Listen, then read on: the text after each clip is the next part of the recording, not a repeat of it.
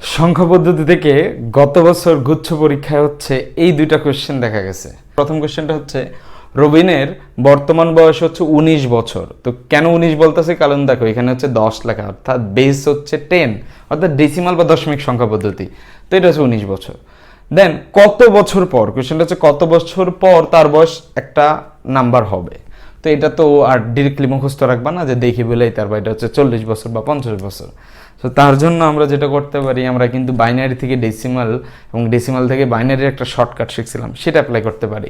তো এখানে দেখো গড় কয়টা একটু খেয়াল করো, 1 2 3 4 5 6, 6 ডিজিটের। তো আমরা হচ্ছে শর্টকাটটা কি ছিল, প্রথম গড়ে ভ্যালু হচ্ছে 1, তারপরে হচ্ছে 2, তারপর হচ্ছে 4, তারপরে 8, তারপরে হচ্ছে 16, তারপরে হচ্ছে 32। তো 32 পর্যন্ত পেয়ে গেছে, আমাদের আর লাগবে না। তাহলে এই সংখ্যাটা কত দ্রুত বের করে ফেলি। যেগুলো 1 সেগুলা কি হয়েছে, যোগ হয়েছে, যেগুলো 1 সেগুলো যোগ হয়েছে। তাহলে খেয়াল করো, প্রথমটা 0, এটা দরকার নেই, পরের দুইটা 1, তার মানে এটাও নিছি এটাও নিছি, তাহলে এই দুইটা যোগ হবে, পরের দুইটাও 0 বাদ, তারপরে এটা নিছি। তাহলে এই তিনটাকে যদি যোগ করো, 32 আর হচ্ছে 4 36, 36 আর 2 কত 38। তাহলে সিম্পল ভাষায় হচ্ছে যে তার বয়স ছিল হচ্ছে 19, আর তার এখন বর্তমান বয়স দাঁড়াইছে হচ্ছে 38। ওকে, 38 কিন্তু আমরা বের করে ফেলতে পারছি যে এইটা হচ্ছে 38 বছর। তো এখন হচ্ছে কত বছর পর হচ্ছে তার বয়স 38 হবে। তো 19-এর সাথে কত যোগ করলে 38 হয়, 19। তার মানে আমাদের সিম্পলি এখান থেকে বের করতে হবে যে কোথায় 19-এর বাইনারিটা আছে। সো সেটার জন্য আমরা অলরেডি ওইখান থেকে হেল্প নিতে পারবো। তো খেয়াল করো যে কিভাবে যোগ করলে 19 হইতে পারে।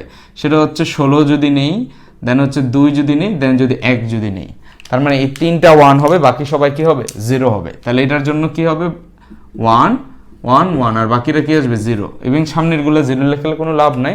তার মানে আমাদের দেখতে হবে 1 0 0 1 1 কোথাও আছে কিনা। দেখো তো 1 0 0 1 1, অর্থাৎ বি। তাহলে আমাদের কারেক্ট অ্যান্সার হচ্ছে বি, যে বয়স ছিল 19, কত বছর পর 38 হবে, সেটা হচ্ছে 19 বছর পর। তাহলে 19-এর আমাদের কি লাগবে, তাহলে দেখতেছো এখানে দুইটা কিন্তু কনভার্সনের দরকার পড়তেছে। এক হচ্ছে বাইনারি থেকে ডেসিমাল জানা লাগবে, দেন তুমি বিয়োগ করলা, বিয়োগ করার পর তোমাকে এটা বের করা লাগতেছে। সো সেক্ষেত্রে যদি শর্টকাট ওয়েতে না যাও, তাহলে ভাগ দিতে দিতে কিন্তু অনেক সময় চলে যাবে। ওকে, পরের কোশ্চেনটা অনেক মজার, সেটা হচ্ছে 1f। 1f এখানে দেখো 16 লেখা, তার মানে 16 মানে হচ্ছে হেক্সাডেসিমাল। তো হেক্সাডেসিমাল একটা সংখ্যা, তার সাথে 1 যোগ করলে কত হবে। তো আমরা কিন্তু হেক্সার যোগ এটা স্পেসিফিক্যালি শিখবো না, কারণ আমাদের সিলেবাসে নাই। তাহলে আমাদের যা শেখা আছে সেই অনুযায়ী কি এটা করা পসিবল? অবশ্যই পসিবল। কারণ দেখো 1f এটা হচ্ছে 16, এটা হচ্ছে হেক্সাতে দেয়া। তো আমি যদি এটাকে ডেসিমাল নিই, ডেসিমাল নেওয়ার পর তার সাথে যদি 1 যোগ করি, দেন যে সংখ্যাটা জেনারেট হবে সেটা থেকে কিন্তু আমরা ইজিলি কি করতে পারবো, আবার কিসে যাইতে পারবো, হেক্সাতে যাইতে পারবো। কারণ দেখো অ্যান্সার সবগুলো হচ্ছে হেক্সাতে দেওয়া। তাহলে চলো এই প্রসেসটা দেখো, এই প্রসেসগুলোতে যদি ক্লিয়ার না থাকো তাহলে কিন্তু অনেক সময় লাগবে। তোমাকে খুব ক্লিয়ার থাকতে হবে যে তুমি কি করতেছো। তাহলে হচ্ছে ফার্স্ট আসে হচ্ছে 1f, বা এইটা থেকে কি আমরা ডেসিমালে যেতে পারবো? অবশ্যই পারবো। দেখো এখানে কোনো রেডিক্স পয়েন্ট নাই, তার মানে আসলে এইটার হচ্ছে রেডিক্স পয়েন্ট, ডান পাশে অর্থাৎ কিছু নাই। তাহলে এটার পাওয়ার হচ্ছে 0, এর পাওয়ার হচ্ছে 1। তাহলে সিম্পলি হচ্ছে 1 × 16⁻1, আর পরেরটা হবে এফ। এফ এর ভ্যালু মনে আছে কিনা, 15। 15 × 16⁻0, তাহলে এটা হচ্ছে 16, আর 16⁻0 মানে হচ্ছে 1, তাহলে হচ্ছে 15, অর্থাৎ এইখান থেকে বললাম হচ্ছে 31। তাহলে 31-এর সাথে যদি 1 যোগ করি তাহলে কত হবে, 32। তাহলে সিম্পলি 32টাকে যদি হেক্সাতে নেই তাহলে আমাদের অ্যান্সার পাওয়া যাব। তো আমরা জানি 16 দুগুণা 32, তাহলে অবশিষ্ট কত থাকে 0, এবং 16 দিয়ে যদি আবার ভাগ করলো তাহলে হচ্ছে 2 0। তাহলে নিচ থেকে উপরে, কারণ নিচে ছিল এমএসবি আর উপরে হচ্ছে কত এলএসবি, তাহলে আমাদের অ্যান্সার সিম্পলি হয়ে যাবে 2016। তো 2016 দেখো তো আছে, হ্যাঁ আছে, সি নাম্বারটাতে আছে। তাহলে আমাদের অ্যান্সার হচ্ছে এইটা। ওকে, সো এইটুকুর মধ্যেই কিন্তু শেষ হয়ে গেছে, তুমি কিন্তু অলরেডি প্রসেস থেকে পারলা। বাট তোমরা যদি একটু নাম্বার কিভাবে তৈরি হয় সেটা যদি ইভেন ডেসিমালেরটাও যদি খেয়াল করো, এটা পুরাটা ম্যাথ না করেও পসিবল। অর্থাৎ 2 ধাপে যে ম্যাথটা করলাম, হেক্সা থেকে ডেসিমাল, দেন 1 যোগ করলাম, দেন আবার হেক্সা, এটা না করে এটা আমরা ইজিলি কি করতে পারি। দেখো এমন টাইপের কোশ্চেনগুলো অ্যাডমিশনে দেয়, সেটা হচ্ছে অনেক সময় মনে হবে যে অনেক সময় তো লাগবে, বাট অনেক ক্ষেত্রে যেটা হয় যে কিছু হিন্টস দেয়া থাকে, অথবা তুমি ওই পড়াটা যদি একটু গভীরভাবে পড়ে থাকো তাহলে তুমি ইজিলি পারবা।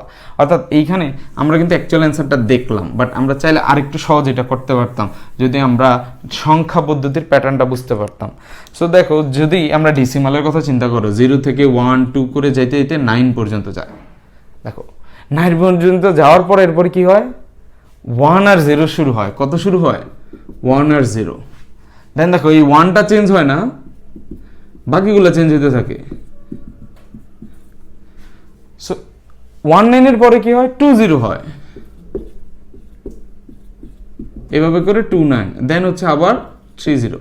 তাহলে দেখো এখানে অ্যাকচুয়ালি কি হইতেছে সেটা খেয়াল করো। আমি কিন্তু চাইলে এগুলোর সামনেও কিন্তু 0 লিখতে পারতাম, কোনো সমস্যাই তো না।